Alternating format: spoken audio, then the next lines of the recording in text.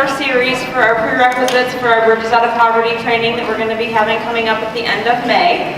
And we're going to do a couple of different things today. We've got a speaker that's going to speak to us for the first half, and then Beth and I are going to share some information on the second half of the hour. We're passing around the sign-in sheet, so if you were in line, just because we didn't want to get started late and be aware of everybody's time, so that's getting passed around. So if you did not sign the sign-in sheet, be sure to do so before you leave. Otherwise, you will get the training assigned to you on Relias, and you get to watch it twice, which isn't a bad thing, but you might not want to do that.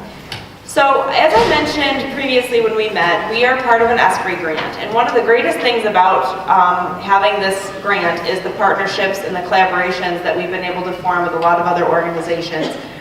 Some of the other organizations that we're working with is the Mental Health Association, which came in a few weeks ago and talked to you guys, Jamestown Community College. The YWCA is partnering with JCLC, the Jamestown Community Learning Council. Jamestown Public Schools is partnering with Chautauqua Works, and then Community Helping Hands. And we all get together on a monthly basis and have had such extraordinary learning from each other. I know Chris and Beth are always at that meeting as well, and I was looking for Cody, but I don't think she's here. And so we are working with all of these other organizations, and so all of the ESPRI partners have the same goal, which is to work with people that are living in poverty and try to assist them in either getting employment or earning a better wage or working themselves out of the situations that they're in. So it's really an amazing group to be a part of, because the conversations that take place are just so real and authentic to what we do. So I think it's really been an amazing experience. So today we brought one of our friends from Community Helping Hands here to talk to you. We're so excited that he has taken time out of his schedule to come talk to us today. He is the workforce coordinator at Community Helping Hands, and he's come to share some of the supports that they offer at Community Helping Hands to not only the people that they work with now, but a lot of the people that they've supported in the past are our current employees or people that we support. So it kind of goes full circle with what we do in partnering with Community Helping Hands. So as many people that we support go there for services, but I think we forget about that. People that we employ also do that as well. So remember the first session we had, I kept saying as we're going through these sessions, focus on the lens of your employees and your staff, and kind of think about that as we go through some of these things. So please help me in welcoming Joe Alexis Martyr. We're so excited that he came here today, and he's going to share his knowledge, and he's very passionate about the work that he does down at Community Helping Hands, and we're happy that you guys all get to hear and feel what he has to say. So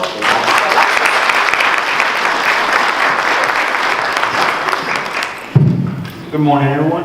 Good morning. How was your day today so far? We're here, right? I like to walk a lot. I don't like to go by the book or the schedule. I like to just be free. Is that okay with everyone? All right. Thank you so much. Well, as she mentioned, my name is Joe Alexis Martyr, and my title is Workforce Development. Apparently, that's what they call me now. But hey, I have a background, and I would like to introduce you to them. Okay? I was born in Puerto Rico, raised in New York City. I come from a single mom who struggled from the beginning. She is, I think, number 12 out of 19 kids in total that my grandparents had.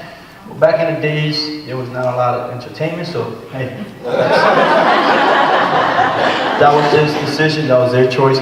The good thing is that he was a man of his word, so he made sure that every single one of his kids had everything they needed, so he provided for them. So if he was able to do that, I give him a lot of credit for that. With that being said, I was raised in New York City. Things didn't went well with my mom. She made some choices, some poor choices in her life, and I ended up having to move back to Puerto Rico with my grandparents. When I moved in with my grandparents, out of 19 kids, I think 6 of them are successful in this generation right now. The rest actually made some poor decisions in life, and you know, some of them are not here with us, and some of them didn't make it. So the ones that did make it were not around. They just left the country and they did their life. So I was stuck in Puerto Rico, and I say the word stuck is because my first language is English. I'm back to Puerto Rico. I do not understand Spanish, and I am living with people who are just have a routine. This is their normal. That's what they do every single day. So it sort of like I felt like once I was told an eagle fell out of his nest and he was raised by a chicken. That's how I felt. I felt like I just didn't belong here. Like, it's just not me. I love my family, but I just don't know. There's something different here. So eventually, that eagle that realized when he noticed how eagles are actually flying and how it's different from the chicken, he realized that he has the same wing, the same strength, and eventually he developed that. So that's how kind of my story goes. I moved to the United States when I was 17. I met a wonderful woman here in Jamestown. My family is actually in Ohio. I met a woman here who happens to be my wife. We've been together for 14 years, 10 of them married. I have 4 kids. I have a 17-year-old daughter, so I did start it really young. Right now, I work for Community Helping Hands, but before Community Helping Hands, I was working for the BPU. So I actually had the experience and the knowledge of working for a corporate America environment, and then I suffered injury at the BPU. This injury, actually I was paralyzed for 24 hours, and there goes my life. It just changed everything. I spent a whole year in recovery, and that year that I spent in recovery, I had a lot of time to think, what am I going to do with my life, what my passion is, what my hunger is, what I like to do. And I noticed that I'm sorry, I get a little still, reminiscent on that. I realized that I like to transform lives. I love to actually pick people who are, who has a label by the community or because of the decision they made, they label themselves, and I like to transform them. I like to give them that 3rd, 4th, 5th opportunity and just do something with them. So what happens is that I went back to college. I went to JVC, got an associate in business, marketing and business administration at JVC, and Community Helping Hands happened to have a position available, which is the workforce development, okay?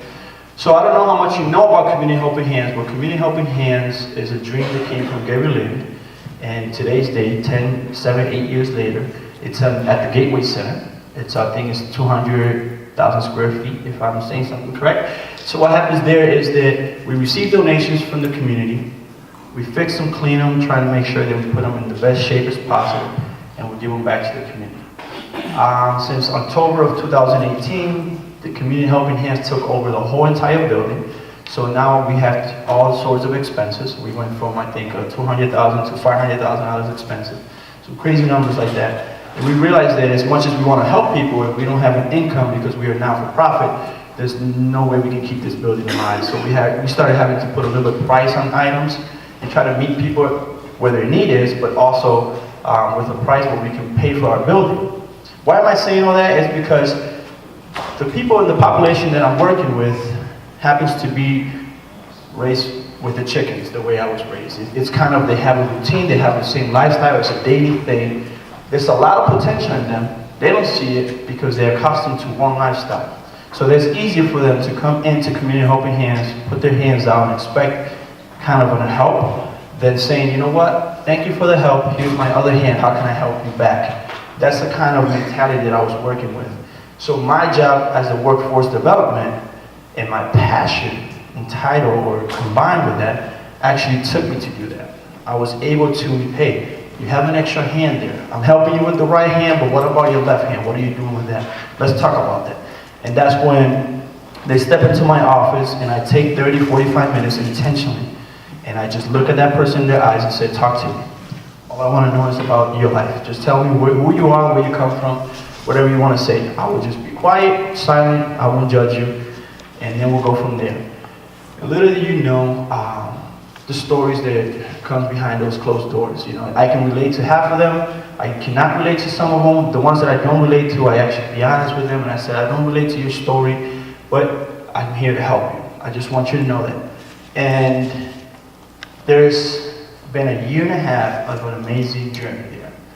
Community Helping Hands, as the number tells you here, Last year we gave away $140,000 total in items, right?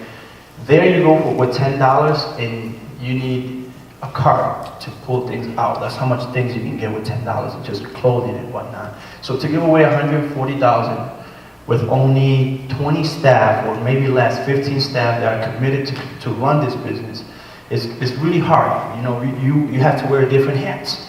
Okay, one day you're cleaning toilets, the next day you cash register, the following day you're greeting people, the next day you're just putting data in. I mean, there's so many different hats that you have to wear in a non-for-profit organization. You have to be a mom or dad, or your son is sick, you gotta call it. I mean, there's so much you gotta juggle with. It's reality, it's the truth.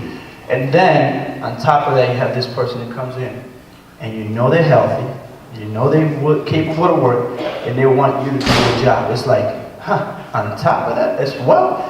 So it's kind of, you struggle with that yourself. But what I do is, I don't forget where I come from. I just go back to that. I said, when I was in that predicament, when I was in that mentality, what helped me? What got me out of it? Just people. The ones that turn around and say, I got time for you. I'll give you my extra 30 minutes today. How can I assist you today? Basketball coach, teachers in school. So just people who was there along the way. So now at Community Helping Hands, besides all these numbers, what I do is transform lives. And I'll tell you a couple stories. I'll give you an example. There's a lady who survived Maria, the hurricane that took over Puerto Rico, and a lot of migration took over the United States, especially New York and Florida. Jamestown got hit with a lot of them because I guess we were labeled with free food stamp and free assistance. That's the kind of label we have up here. And I'm just being honest with you guys. There's no need to just go around the rug, go around the corner with this story. So that's the mentality that these people come in, right? Or the generation or the population that comes in. Well, I'm here, I'm Puerto Rican, born in Puerto Rico, but raised in the United States, and I'll be like, I step forward. I'm the first one to step forward. When I stop, oh, wait a second. That's not how it works around here. I gotta talk to you about this. This is how things work. We live in a country that English is the first language. That's the first thing I told this lady. So I need you to work on that. I need you to do your best to learn English, at least the basic stuff, just the basic stuff. At least to understand people, even if you can't talk back yet. So that's the first thing she did. She went to BOCES and she started learning English. That's the first thing she do. Okay, so that taught me, I said, she's hungry. She's really ready to do her part. What's the next step? She said, what do I do next? I said, well, the next thing you need to do is, if you want to, you can volunteer Community Helping Hands so we can actually strengthen your resume. So you can have some sort of a background and I can back you up on that. So she did that. She volunteered Community Helping Hands for 2 months. She says, what's next? I said, okay, great question. I have a workshop design. It's called the Grit to Great. Okay, this is a workshop. It's we use the tool, the Enneagram. Anyone familiar with that? Have you heard of that word before, the Enneagram? Well, this is kind of a personality development. It's sort of self-awareness. That's what this class does. The Enneagram is used in Fortune 500 companies and organizations to that kind of caliber.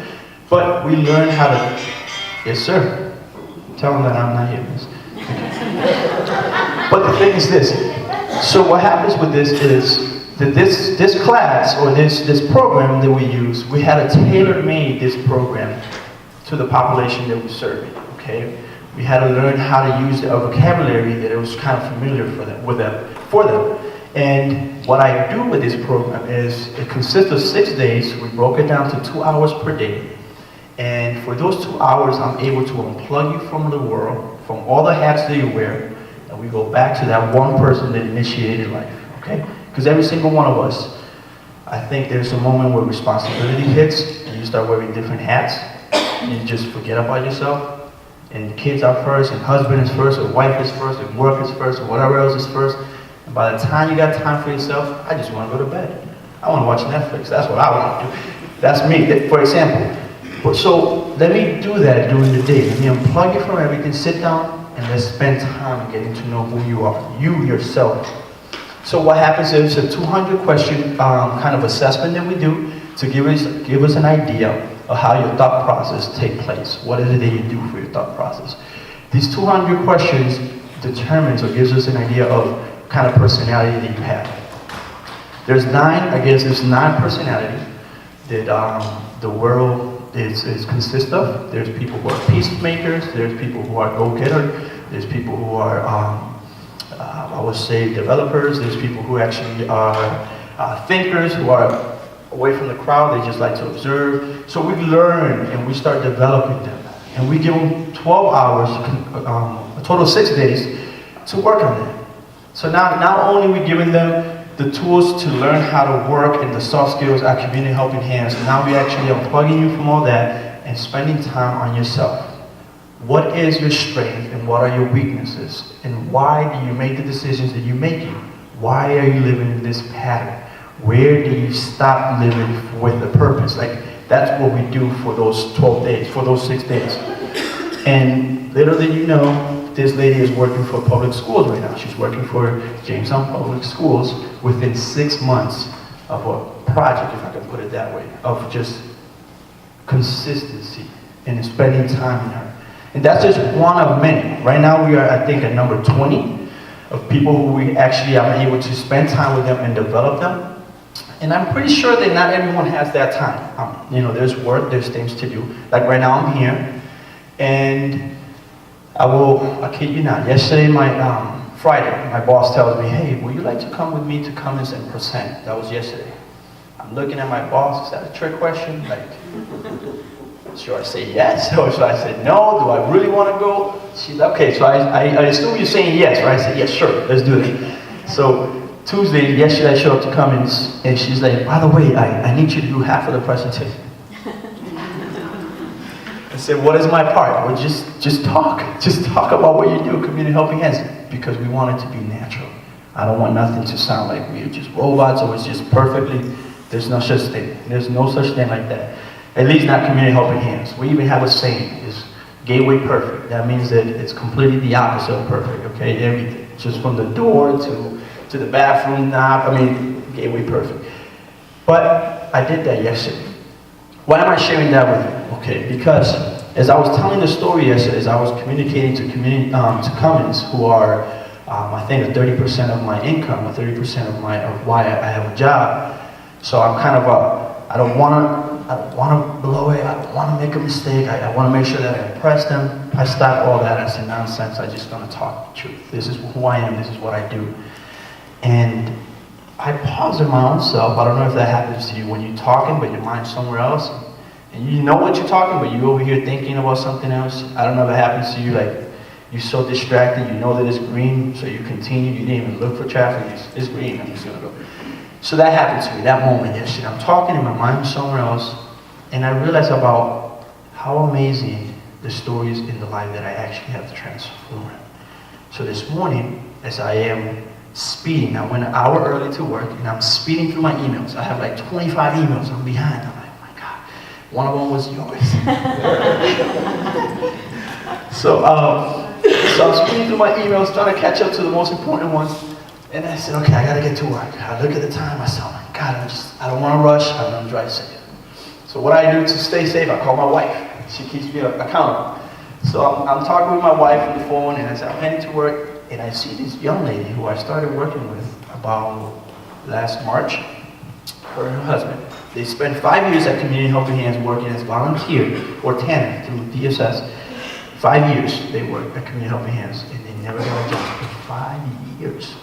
Never got a job. They just lived from food stamp to food stamps monthly, and whatever the miserable income they give them monthly for cash assistant. Within March, from March all the way till maybe August that I started working with them, they both have a 40-hour job. She's actually a manager at the Route 21, and he works for Bridgeotas. So when I saw her walking, I told my wife, I gotta pick this woman up. My wife, it's kind of weird, picking a woman up. I said, no, sweetheart, I'll explain to you in a second. Her name is Julia, that's all I can tell you right now, because a lot of the stuff that I do at home, I work, we have a rule at home. Monday through Thursday, we can talk about work. Friday, Saturdays, do not mention work at home. That's just a no. It's about us now. So I don't tell her half of the things that I do at work. So I picked this lady up, Julie, and I just give me a quick brief update of how you're doing, where you are in life. I don't want to sound like I'm investigating, but I do want to know where you are today in life. So I'm driving her to Route 21, I gotta be here, it's supposed to be on time, so I said, I'll take the risk, I'm gonna drive this lady to Route 21. She walked every day from Prendergast to Route 21. She took this whole winter, she just walked every morning. She works 40 hours, and her schedule has to work around her husband's schedule because his job is the primary income, is what is the highest at home. So those are some of the stories that I work with, okay? One last story that I will share with you. It's a gentleman, he is a single father, which is pretty impressive for me in this generation. And now, you know, I'm a father, and I know whoever's a father loves their kids, they'll do whatever it takes to keep those kids, to do what it takes to have them, educate them and do the best for them. But this gentleman, he's a single father, he's a minority on top of that. He has tattoo everywhere, his head, everywhere he's tattooed. So it's kind of difficult for someone who has a violence background, been in prison, has tattoo everywhere, his vocabulary is poor. He's a single father. His heart is his daughter. He does whatever it takes for his daughter. So I see him walking every day. One day I stop and I introduce myself, because that's who I am. That's how I just like to help people. I introduce myself and I say, I see you walking every day with your daughter. What's your story, man? We just started talking. I said, can I take you out for breakfast? He's looking at me like, the first person here in Jamestown is willing to put me in his car and take me to breakfast. What are you doing? So I said, all right, let's go for breakfast. So I go to breakfast with this gentleman. I know his story. He tells me part of his story. I said, I want to help you. Come to Community Helping Hands. All I need you to do is volunteer there. We can work from there. So he looks at me really iffy about it. He said, I don't know, man. I just come. So he comes to Community Helping Hands. He volunteers for 6 months. And that 6 months, he works on his GED. Today, he's working for Titan X. Am I saying it correct? Or Phoenix Medical, correct. Phoenix Medical. So just some of the stories, and I was just going fast on that one. Just some of the stories of there's people that come to you in life. And without you knowing it, I know you go through things in life and you have your own personal life, but you're the only hope sometimes in their life. Maybe you're the last hope. Maybe you are the difference maker. Maybe you are the last option for them. And we, with our busy life, sometimes we don't see that, okay? So if there's one thing that I want you to take out of this whole thing today is that when you are spending time with someone and you are on the clock, for example, you're getting paid for that, on top of that, just mute all that and know that what would you like someone in your position to do for you if you are on that side of the fence? If you are that person and you're sitting in their shoes, what would you like this person, which is you, who has that power, who has that authority, to do for yourself? What would you like that person to do? So that's how I evaluate, that's how I see the clientele. In Community Helping Hands, we change the vocabulary. We don't speak about supervisors or boss, so we just change that to team leaders, team members. Why? Because we are accountable. Everybody's accountable from the top to the bottom. Everybody's accountable for the progress, the success, the stories, the outcome of what we do daily at Community Helping Hands. Any questions? Pretty silent. No questions? So before I hand the mic, I have a question for a few of you. Since you didn't want to ask a question, I'm going to put you on blast. It is what it is. What do you do here, sir? For the research center? Housekeeping manager. Housekeeping manager. How's that going for you? Don't lie. I know she's there, but don't lie. It's going good. How about you? Women and Community Services Administrator. How's that going for you? I love it. You love it? Why is that? I love what I do. I started as a case manager in our department and was able to be promoted. So I've been, August will be 4 years. 3 years Congratulations. as an administrator in office. That's awesome. That's awesome. How about you? What do you do? RM manager. Line manager. How many people do you interact daily? 30. 30 people daily? That's a lot, isn't it? 130 a week? Wow. It's 300, 600 a month. We keep going with numbers. So 6,000 a year? Same people? Oh, okay. She stopped me there. She said, hold this. That's a lot of people. But so you 6,000 times a year with the same people, right? Let's put it that way. All right, the young lady with the green jacket, what do you do here? I manage one of the residential homes. You do. Love your outfit. I love it. I love it. Love your personality. I love how you just not afraid of being yourself. How about yourself? What do you do? I'm a resident manager. You're a resident manager. How's that going for you? Oh my goodness, it's so difficult, but I love it so much. Honesty. I love that. That's what it takes. That's it. Be real. One final question. Can someone share a success story for me, please? Just one. I love stories. Please don't make me picky.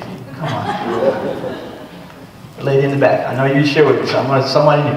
Yeah, I started out, I've worked in factories all my life, and I was a single mom, had 2 boys, and then when I got hired from the factory, I said, what the heck, I want to try a different field. It started out as a DSP. Within a year and a half, I became assistant manager, and I'm loving the job. Congratulations. That's awesome. Can we give her applause? That's amazing. So, thank you for sharing your story. Thank you for putting you on the spot. You did great, guys. I'll make sure they reward you later. That's a lot. That's not happening. So, thank you for your time. And with that being said, I'll pass it on. Give a video question. Oh, well, thank you. You're welcome. See, I do have a video that I want to share. I like stories, so this person actually was brave enough to do that. Her name is Rochelle. The Grit to Great workshop for me has been life-changing. I can't say enough good things about it.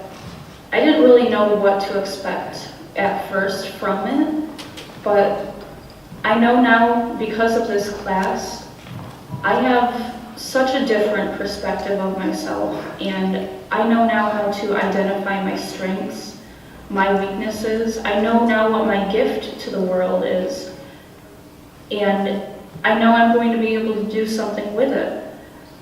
I now am able to identify what it looks and feels like when I'm operating out of an unhealthy place, and being able to isolate that, I'll be able to change it around.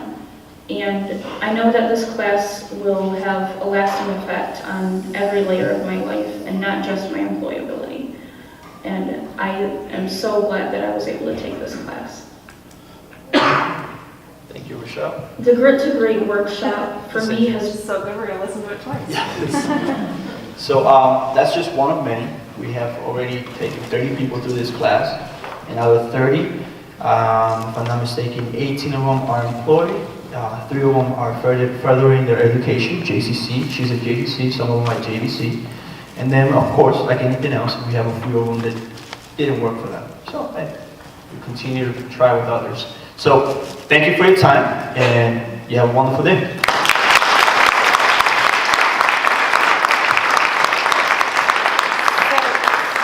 Alexis, we have a little gift for you for taking the time out of your very busy schedule, and for running a little late, and you have an excellent excuse for that. So the first time that I remember meeting Joe Alexis was all of the ESPRI providers had to go do a presentation on their programs down at JCC. Remember that room with the steps? And everybody presents things in a different way. And I remembered his passion.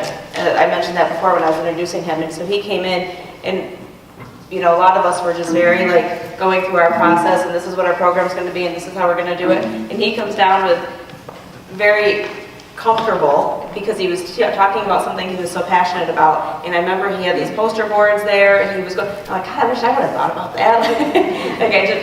He had such an impression on me of just how he spoke about Grit to Great. And we've learned about Grit to Great through being ESPRI partners, and it's so cool to see how people can kind of transform their lives in really not a lot of time. I mean, we talk about transformations all the time, and it takes years and years and years to transform things. So we are so happy that the program's going well and that we've had the opportunity to work with him. Yes, Marcia's got a question. So how do people get involved? Do they just come down to Community Helping Hands and ask for you? Yes. You can call and You can call and contact me, either email me or by phone or be in person. The thing with the Grit to Great workshop is that our governor, Andrew Cuomo, it's called the ESPRI, it's called the Empire State Poverty Reduction Initiative, and he just wanted to kind of pilot project, see how can we reduce poverty. So he gave $1 million to Chautauqua County, that's been managed through United Way, and there's a huge process of how do you receive that money if your program qualifies.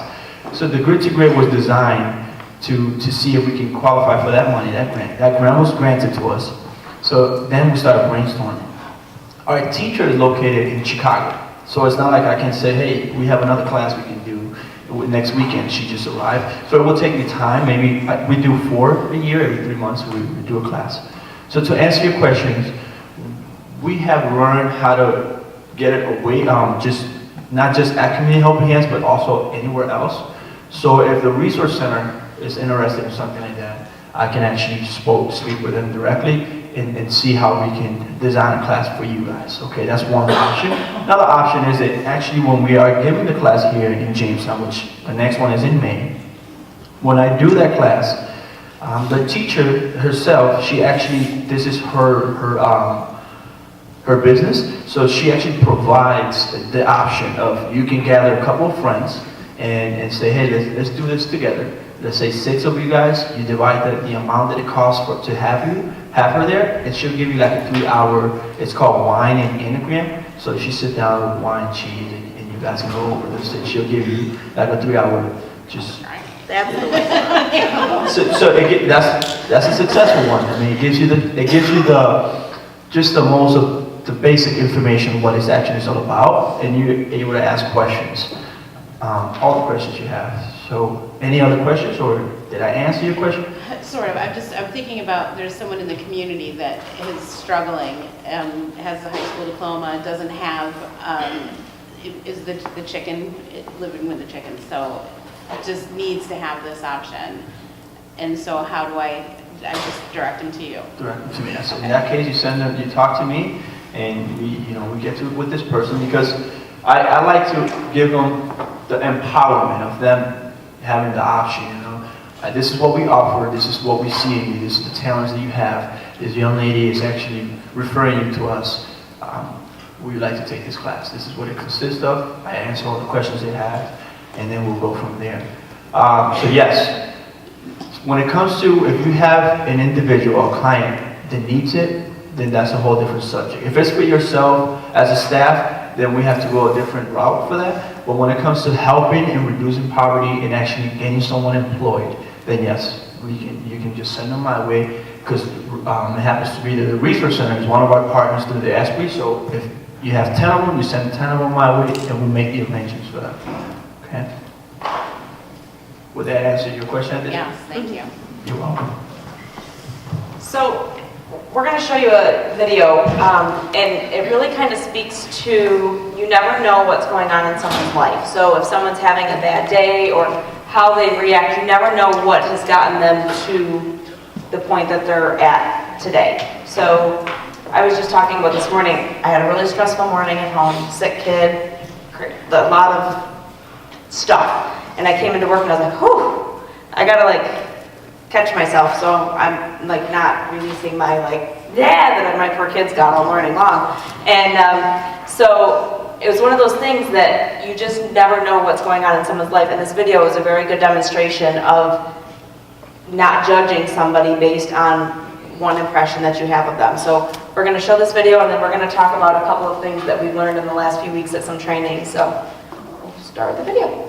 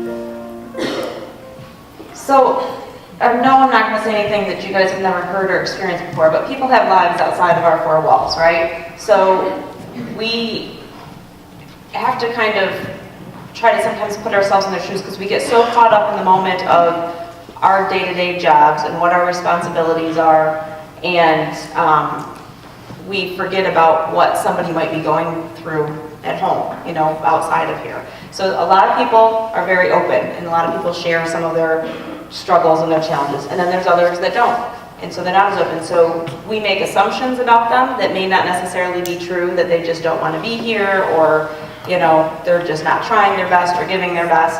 And so that was just kind of one of those reminders of, you know, people have things in their lives that really impact what they do. Get my clicker here. So we're going to talk about a couple of different things that we learned. Beth and I and a couple other people from the agency were at a training last week, and one of the things that we took a lot of notes. I came back with, I think, 15 pages. Beth had a ton.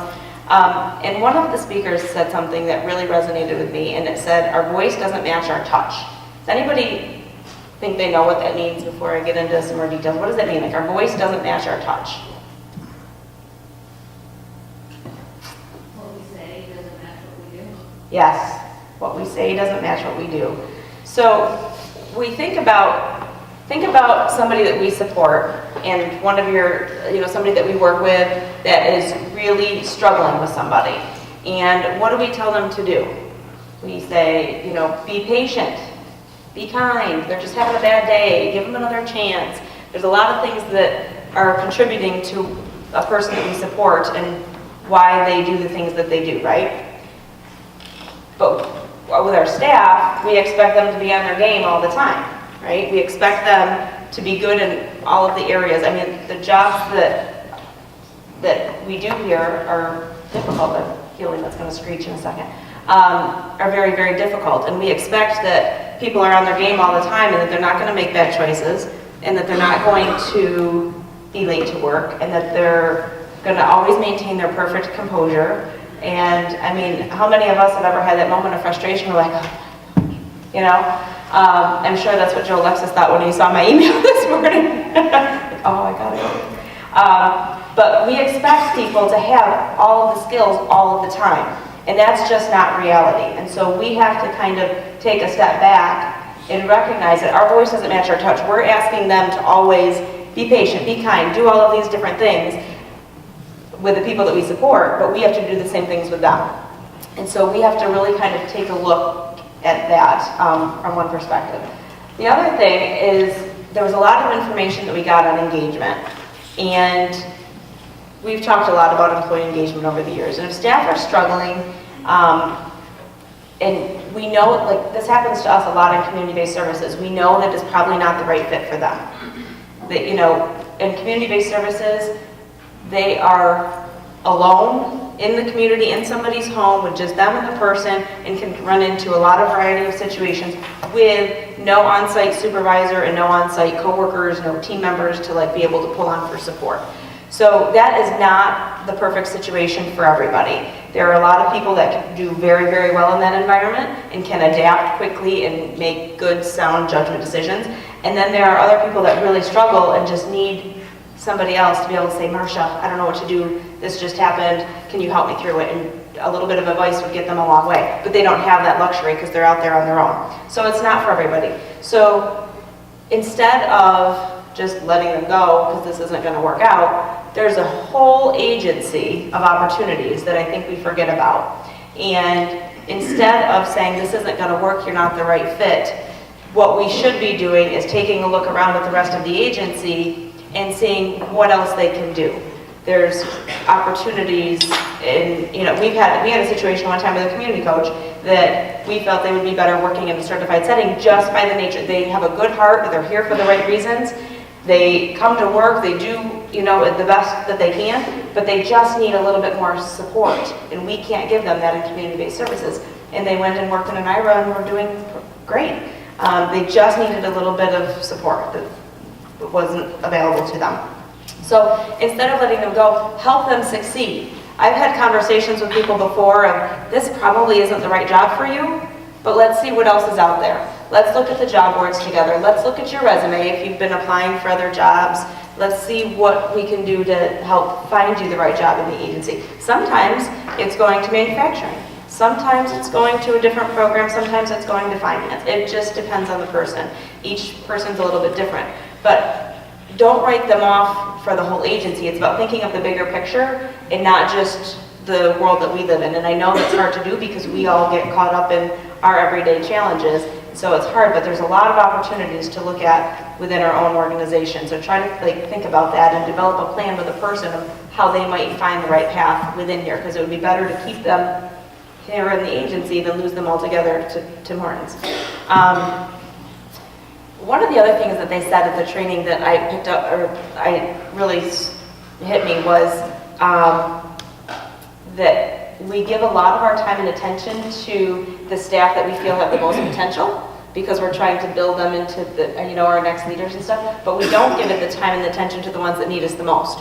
And so I was like, and I have to say I'm probably guilty of that myself. There's people that probably could use more time and attention from me, and that's not always where my emphasis is. So that was one of those takeaways that I was like, I've got to just do better with that. The other thing is like talking to staff to find out what makes them stay. Those ones that have been here for a long time, through the ups and downs, what makes them stay, and what over the course of their time here, what has happened that has meant the most to them, where they felt the most appreciated, the most valued here. And I will guarantee it's not going to be about money. It's going to be about, somebody giving them a thank you, or just showing their appreciation to them. It's not necessarily about the money, but if you really try to dig deep about, and even think about that for yourselves, like a lot of people here have worked here a lot of years. And when over your tenure here did you feel the most appreciated? And what was that? And those things that we feel, that's what we need to be trying to give to our staff.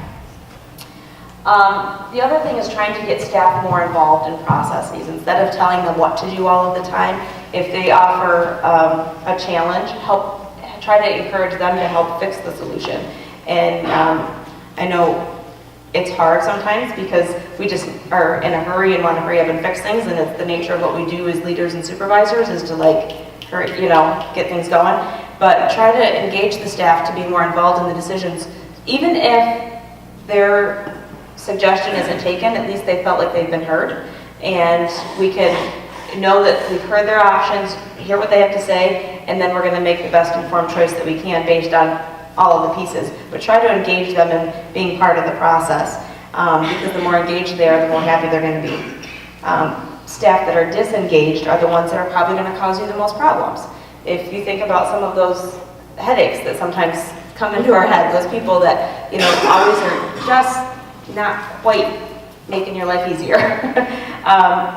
Those are probably the staff that are disengaged, and they're coming because they've got to earn money and they're not here for the right reason. So those are the people we need to be spending the time with. And note that what's going to work for one might not work for everybody. So everybody has to use a different approach because each team is different and each person is different, which we know just from what we do. And really, in general, does anybody come to work every day to screw up and say, oh, I think I'm going to go to work today and do a terrible job? Right? Does anybody think anybody really does that, come to work just with the intention of screwing up or doing a bad job?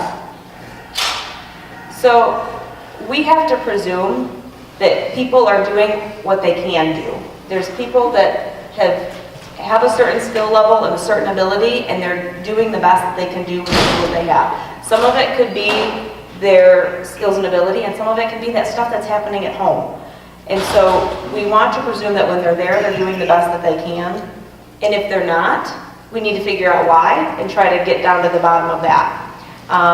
If someone's instead of saying they're giving me a really hard time, she's having a really hard time. There's a big difference in those two statements, but they essentially are talking about the same person. So try to think about what might be going on besides, they're just not doing their documentation. Why? Get down to the bottom of the why.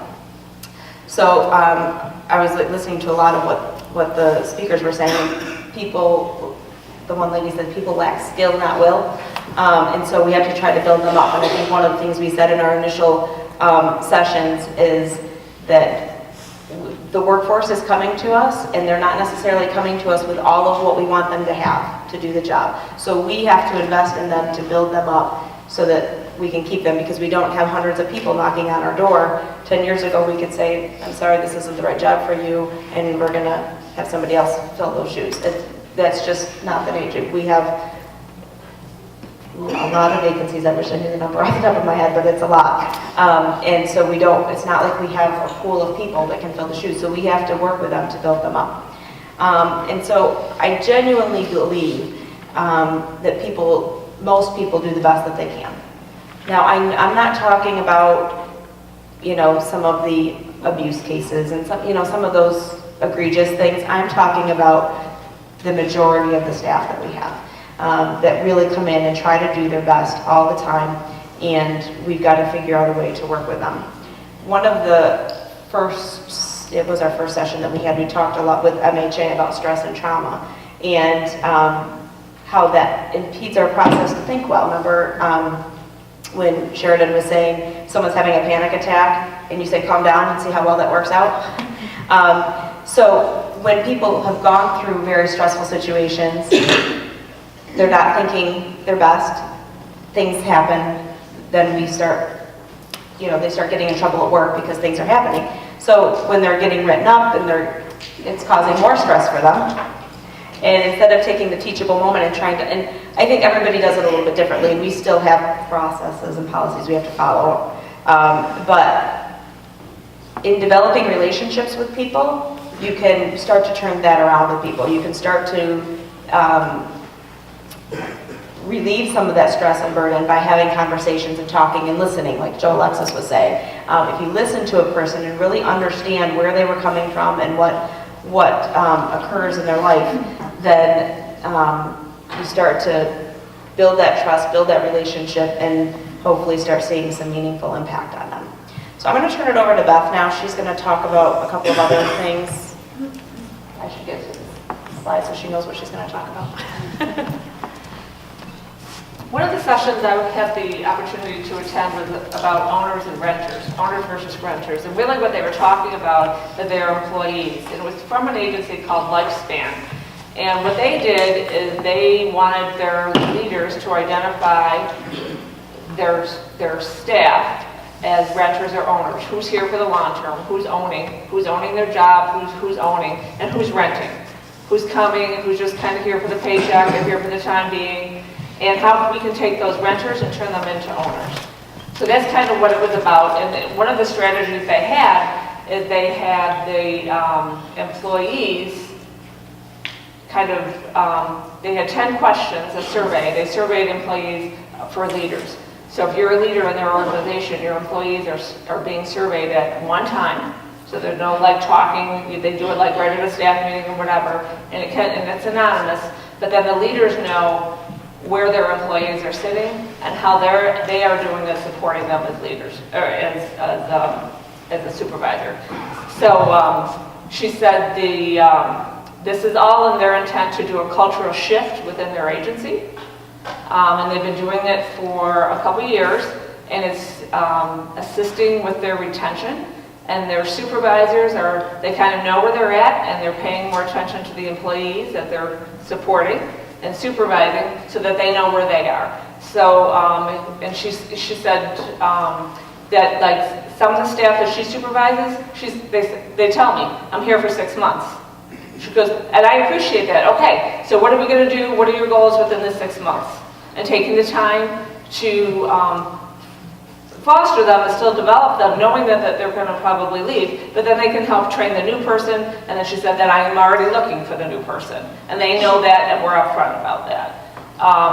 But, she had some videos of staff who were owners and renters and how they perceived their jobs. And when Joe Alexis was talking to you about what do you like about your job, why are you here, does that work for you, it was the same kind of thing. And I think we all know employees that, we know the differences. We know that the habits that they have. Some people are willing to go the extra mile. They're really here for the right reasons. They're bending over backwards to make things happen. They're committed and dedicated, and other people are not. And just kind of knowing where your staff are and what they expect out of their job, and learning about that so that you can help build them to either switch from a renter to an owner or get the best out of them as a renter. So. And then, well, you can keep the mic. We're going to switch gears over to retention a little bit. So, should I keep the mic? Who's responsible here at the Resource Center for retention? What? We all are. So there was an organization from New York City that has a retention committee, and they said they started with 8 members, and we have a retention committee. And they started with 8 members, and now they have 800 members of their retention committee. And their big focus is that they're all responsible for retention and recruitment, actually. But so it's not a departmental responsibility. Everybody is responsible for retention and recruitment. And it's not just, HR's responsibility to do recruitment. We all do. We have things on Facebook page, and I know a lot of people are sharing them when we have positions, hiring. We're all responsible. They're people that we want to invest in. So it's one of those things that you can focus on is networking and coaching and to help retain your staff. But no, it's not a one-person responsibility. And it's not the responsibility of just the supervisors. It's not just us. It's our staff. One of the agencies I was talking to last week, they have their direct care staff sometimes be involved in the interviews because they want, if they're good direct care staff, they want to work with good people. And so they take pride in selecting people to work for them that they think they can work with based on, good people breed good people. And so it was a really good thing. So I'm going to ask again, but I want to hear it a little bit better. So who's responsible for retention? Thank you. Okay, we've got 2 more videos that we're going to show you real quick, and then we're going to be wrapped up for the next session. So the first one, I forgot which one we're doing first. Is it the lion? Okay. So the first one is on leadership, and it just kind of looks at the leader's not necessarily who you always think that it is. So we're going to watch that one first.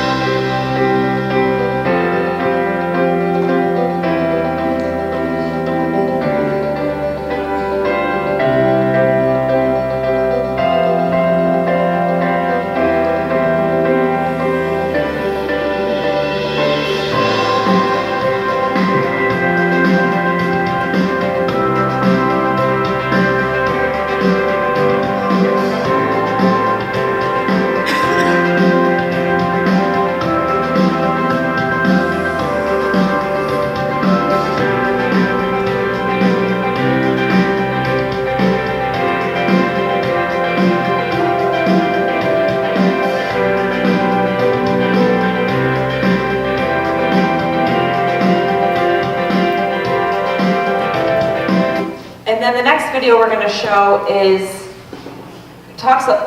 speaks to what Joe Alexis was talking about never giving up on people Sometimes and in always life we believing search in for them. opportunities. Life we search for opportunities of life change. Bones of leadership aren't always.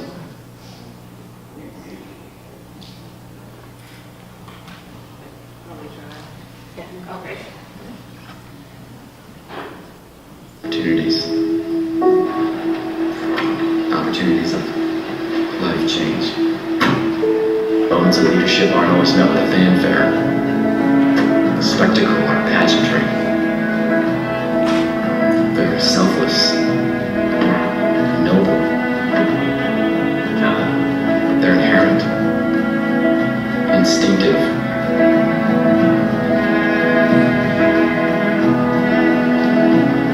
Authority doesn't always equate to leadership.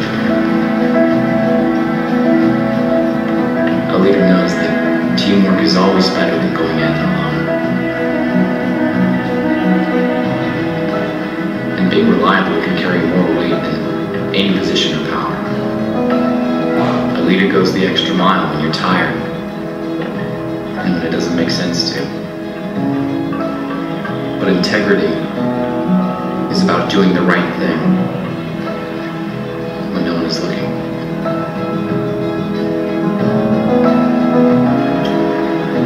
It's not about having all the answers, but taking what's in your cup and pouring it into someone else's that is less full. People follow those who are selfless and open-handed.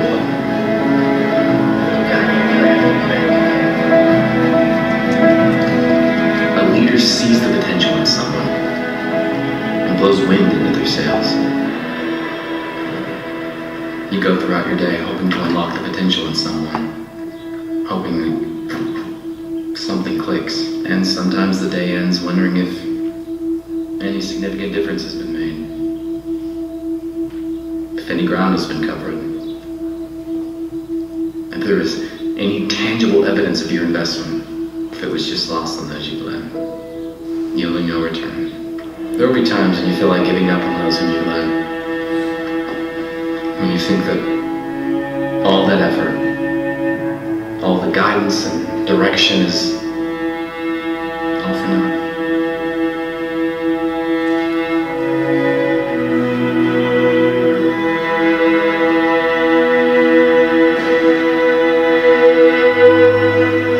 Please, don't give up on us.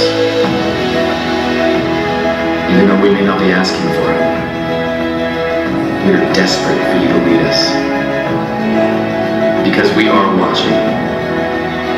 We are paying attention. We're begging for you to keep going. You help us realize that leadership is something worth fighting for, worth running after. What we get is rich, and it's greater than any monetary reward. It's been said leadership doesn't happen in a day. It happens daily. And your influence on us will have ripples felt for days to come. So I just really love that one because it was one of those moments that makes you like, we all have those moments where we get frustrated sometimes with people that we're working with, and we just feel like, you know, you get tired. You know, we all get tired. And it's one of those things that like, you think you're ready to give up on somebody, and then you have that moment where they get it or they start to see it, and you can't give up on those moments where you start feeling a little bit defeated and you got to continue to move on. And they might not get it today, they might not get it next week, but they might get it in 6 months from now or a year from now. And you never know when they're going to have that moment of getting it, so not giving up on people and continuing to work with them.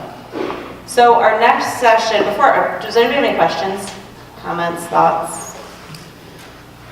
Okay.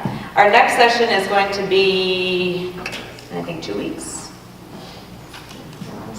And that's Cody Ann Chambers. She's going to be talking about job loss triggers and motivational interviewing, and really getting you thinking about picking up signs of your staff before they bail on us, and trying to catch things ahead of time.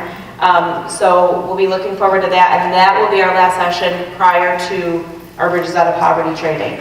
If you have not yet signed up for the Bridges Out of Poverty training on May 23rd or 24th, please do so. 21st and 22nd. 21st and 22nd, thank you.